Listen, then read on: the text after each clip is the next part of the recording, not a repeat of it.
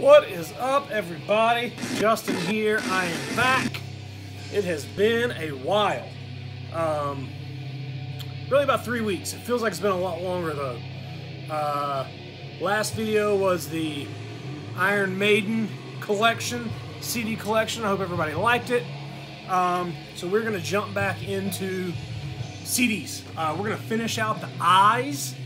I'm not really excited about anything in this stack, but I mean, that's what I'm doing. I mean, I guess going through every single CD I own, you're gonna have days like that. But anyway, you may find something you like. First, we are listening to Ritual Chamber. Ritual Chamber is a death metal band. Dario Derna, he was in Infestor. He was the drummer for Drawn and Quartered for a little while. He was the guy behind Crom, a black metal band. And Ritual Chamber is his solo solo death metal project. It's really doomy and dismal and, you know, just morbid sounding. Right up my alley. This is the professional demo release. I had the pleasure of doing the layout for this. So if you like what you see and you want your album to look like that, hit me up. This is The Pits of Tentacled Screams is the name of it. I do not have their full length, but I need to get it because this demo is really, really, really fucking good. So, I'll link it below. Into the CDs. First, we have Interment with Life Hereafter. I don't know anything about Interment. This came out on Necroharmonic. Roy from Necroharmonic, you know, he goes way back with the death metal scene. He's one of those guys that was there in the beginning. I was talking to him on the phone the other night, and he was telling me about going to Incantation's first show and going to Mortician's first show. He was right in the middle of all that coming up as a fan. So the dude's roots go deep. And Interment is one of those bands that he was friends with and communicated with in the early 90s. And he put out this CD. I think it's just a couple of demos, and it may have been all they ever released. But when I bought it, I was buying something else, and I added this as well as $5. It looks really fucking rad. I thought it was a different Interment. I didn't realize that this is either the Finnish or Swedish Interment. I'd have to look it up. But it's death metal. It's you know, gross sounding early 90s death metal. It's a little thrashy. I'm not crazy about it, but mainly I was a little disappointed because it's not the band I thought it was. And I don't think they ever did anything else besides that. So, next we have Intestinal Strangulation with Pathological Brutalistic Fermentation. So you can only guess that these guys are not American. And you can only guess where I got this. Yes, the giant trade I did that I talk about a lot. And the best I can tell, from what I remember, this is just super slammy, brutal death metal. I have probably listened to this one once or twice. It's not in my go-to stack when I want to listen to that kind of stuff. But I love the terrible, terrible, terrible album title. Pathological Brutalistic Fermentation. Okay. And this came out on... I don't know. Not sure. I'd look it up, but no one cares. Next, we have In Solitude with Sister. When In Solitude first came out, I listened to their first or second record, and it was right around the time that Ghost had put out their first record, and a lot of people were slagging Ghost for sounding like Merciful Fate, sounding like King Diamond, being a Merciful Fate ripoff.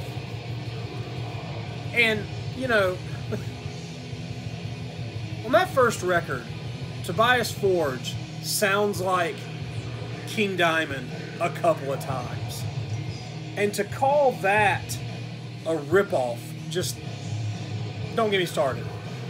Their second record sounded so much like Merciful Fate, it was uncanny. And it just, I couldn't listen to it. It sounded just so, like they were trying so hard to sound like that. So then, I ignored them. They put out Sister, and it's like a completely different band. Now, if I was a fan of the early stuff and they changed to this, they would have lost me. But me coming in fresh to this sound, fell in love. It's real dark, almost like a dark rock record. It's gloomy and dreary sounding. A lot of people like that Rope Sect record that came out last year. It's kind of in that vein. It reminds me, there was a garage band 10, 15 years ago called the Von Bondies, and it sounds like a dark, like black metal, you know, influenced Von Bondies. But I really, really, really like this record. You got to be in the mood for it. It's real dreary. It's real drab sounding. But I really, really, really like it. So then we have Herm with the Cult of Young Men. This is another... I got this from Malignant Records, but it's not a Malignant release. I think Jason just sent it to me, and I have never listened to it. It came out on Annihilus Records. Breeders of antisocial music for a corrupt culture since 1997. It looks rad. I bet you it's death industrial. So, we'll have to check it out. We'll check it out together. Alright, then we have INLANSIS. Not sure what that means, but I like that logo on the back. If I were to look at that logo, I'd say that probably sounds like Morbid Angel. But I don't remember what this sounds like. It's called Satan and Slavery. I think this was a promo I got. It's probably kind of death thrashy. I do not know. I may not have ever listened to this. But the layout's cool. It's all black and white, but it's got spot gloss in it. So, I have no idea who this band is or what they sound like. Or INLANSIS. Satan and Slavery. No idea. Then we have 2 copies of Irreverent with Blasphemous Crucifix Profanation. So, if you're a fan of Black Witchery, Pure Wrath from Black Witchery, bassist and vocalist, this was his band that dated back to the early 90s, and it's just nasty, nasty death metal. I'm not sure who else was in the band. It might have been a couple of the guys from, yeah, Vaz, the drummer of Black Witchery. He was on some of this material. But it's all demos recorded between like 90 and 95. Just super, super obscure. No one knew it existed until Yosuke probably prodded the dudes from Black Witchery and was like, hey, weren't you in a band when you were kids? I want to say that the dudes, they were like 14 years old when they recorded this. But it's kind of barbaric, crushing, you know, nasty, garagey death metal. Somehow I've ended up with 2 copies of it. But I like it. They reformed a couple of years ago to play the Nuclear Renown Fest. I have to go check out footage of that. So then we have Ishtar with Diabolical Hymns. Black metal, I do not remember anything about it. It came out on Hammer Heart. I want to say that I bought this used one day in some CD store because it looked like black metal. It looks like I would like it. Grim, black and white, black metal. It's a EP. There's just 3 songs here. It's on Hammerheart. I'm sure that Ben could tell us all about it. But given that, I can't remember what it sounds like. I may not have liked it when I bought it. So, we'll see. Next, I have 2 more copies of something. So this is Isolator with the culture and principle of anti-human exaltation. So, Isolator is me. This is a kind of power electronics drone death industrial project that I started a couple of years ago. So, probably about 5 years ago. I started, actually, let me go back. Around 2012, I started playing around with the name Isolator. And I didn't really know what it was going to become. And I had written some stuff that didn't really have a place. And it turned out to be kind of noisy. And I said, well, I'm going to make Isolator kind of a drone type thing. Around that time, I had met a guy named Kevin. And Kevin lives in Canada. And he had been in some bands, and we had met at a fest. Both of our bands played. And he said, I want to do some music with you. So I said, well, I have this kind of, drone noise thing called Isolator. So I sent him all the tracks that I had eventually recorded for this. And he added just layers and layers of vocals and droney guitars and noise. So it's just this big, like, amalgamation of our two sounds. And I really, really, really, really was happy with this. This came out on Black Plague, which was a smaller sub-label of Malignant Records. But this is just, it's nasty, nasty. Oh, it's a whole full 8-panel digipack. It's just a disgusting sounding, dreary black hole. And I could not be happier with the way it turned out. I did all of the artwork and layout for this. I know it's real dark, you can't see it. There's lots of skulls and, nasty shit in there. And we have a logo, it's on the back. It's real hard, it's kind of thin lines. So anyway, we put this out. It got a lot of really good reviews on sites that handle this kind of stuff. It's not metal per se, but then, not long after that, me and Kevin had a big falling out over some other stuff, and I went back to doing that by myself. We have since kind of made up. We're buddies again, but I recorded an entirely new Isolator record last year, about a year ago, and it is not as droney. I'm going to link this below. It's not as droney as this is. It's way more like martial sounding and death industrial sounding, a little more like Trepanning Ritualin, Genocide Organ, Brighter Death Now. It's a little more power electronics type stuff, and hopefully it'll be out on Malignant sooner than later.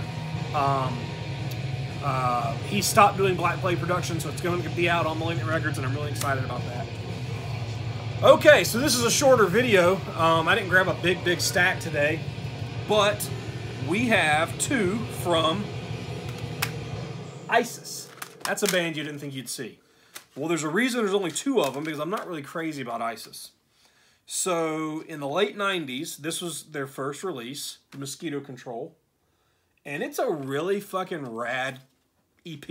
It's what's in it? Oh, there's a copy of the Bloodhound Gang's Hooray for Boobies inside. So, Mosquito Control is an EP. It's noisy, kind of noise rock, hardcore, When ISIS came out, ISIS did something that a lot of bands, they weren't doing. They were kind of taking this Neurosis type sound and adding a lot of groove to it. And they came along at a time when no one was doing that. And they just fucking took off. And I really liked this EP. This first song, Poison Eggs, is really rad. It's got a couple of rad lyrics in it. And then I ignored them. I just kind of, it came and went for me. I couldn't tell you what came after that. Then, along the line, somewhere in there, this record came out, Panopticon. And for whatever reason, I bought it. And I want to say that I just, right place, right time, I said, ooh, that's the new ISIS, let me check it out, and I bought it. I bit. It's got a cool layout. This is like this big aerial cityscape shot, but it's all like pieced together. It just looks cool. There's some nice photography in it. It's really, really glossy paper. I always liked the presentation of this album, but I cannot listen to the whole thing through. It is so goddamn boring. And they went from being really noisy and caustic sounding to just being, percussive and repetitive, and it's boring as fuck, man. It is not for me, and that was a waste of however many fucking dollars I spent on it. But so I listened to Panopticon, and that was enough for ISIS for me. Don't need any more. So that's it. This is a short one. I'm going to get back into the swing of doing these. I don't have any more large collections that are going to take up entire videos anymore. But I got a lot of good stuff coming as we get into the second half of my CD collection here. I've been busy. Father Befouled, we have recorded an EP, 5 songs, that we're going to have pressed for our European tour in May. And then later this year, next year, we'll start working on another full-length and playing more shows. Incoffination has recorded a 4th full-length. I worked on that all through Christmas holidays and New Year. It still needs vocals, but everything else is done. That'll come out in the next couple months. Hopefully, it'll be out for the European tour as well, because both bands are touring together. I'm pulling double duty for 6 nights. So I've been playing a lot of guitar lately and writing music and working on layouts and artwork and all that shit that goes along with it, trying to get everything in order for us to go out of the country later this year. So that's going to be a lot of fun. But anyway, thanks for watching. Let's talk about these. You guys may like this stack better than I do. It's not a very exciting one. But we're going to get into the J's next. There's a few, you know, we're going to get into Judas Iscariot pretty soon, probably in the next video, and that's one of my favorite, that is my favorite black metal band of all time. So if you like Judas Iscariot, I'm looking forward to that one. So, anyway, thanks for watching. Thanks for subscribing. Also, hey, subscribers, I have got over 600 subscribers now, and that's really fucking awesome. So I'd like to have more. So tell your friends. And let's comment, like, subscribe, click the bell. I'll talk to you guys later.